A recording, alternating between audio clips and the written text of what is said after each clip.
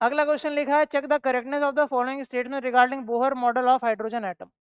Angular momentum of the electron in second orbit is more than first orbit. सही है, क्योंकि angular momentum जे जो होता है वो NH अपॉन 2 पाई होता है। अब सेकंड ऑर्बिट में 2H अपॉन 2 पाई हो जाएगा, फर्स्ट ऑर्बिट में H अपॉन 2 पाई हो जाएगा, है ना।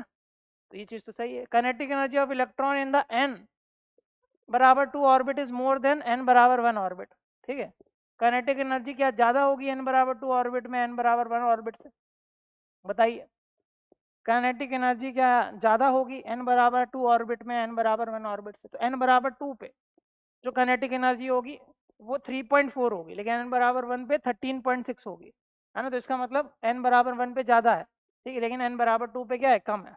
तो ये गलत हो गया स्टेटमेंट, ठीक है, ये स्टेटमेंट गलत हो गया। ठीक है, उसके बाद देखो acceleration of the electron in n बराबर 1 is more then the in n बराबर 2। n बराबर 1 में n बराबर 2 से ज़्यादा एक्सेलरेशन होता है। n बराबर 1 में n बराबर 2 से ज़्यादा एक्सेलरेशन होता है।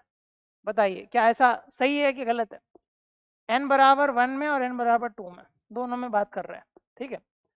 तो अगर आप देखो, अगर हम लोग एक्सेलरेशन की बात करें, एक्सेलरेशन क्या होता है, वी स्क्वायर बाई आर।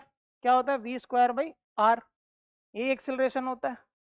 अब वी स्क्वायर मतलब जेड स्क्वायर बाई एन के प्रोपोर्शनल, एन स्क्वायर के प्रोपोर्शनल, और आर मतलब N square by Z, R मतलब एन स्क्वायर बाई जेड के प्रोपोर्शनल। तो ये तो जेड ऊपर चला जाएगा तो ये हो जाएगा Z cube divide by N की पावर 4। तो acceleration is inversely proportional to N की पावर 4। तो अगर ऊपर वाले हायर ऑर्बिट पे जाओगे तो एक्सेलरेशन कम होगा, ठीक है। तो और यही चीज़ लिखी है, तो ये भी सही हो गया। तो ये सही है और ये सही है, तो फर्स्ट और थर्ड सही है। तो आंसर क्या होगा, only 3 and first R correct.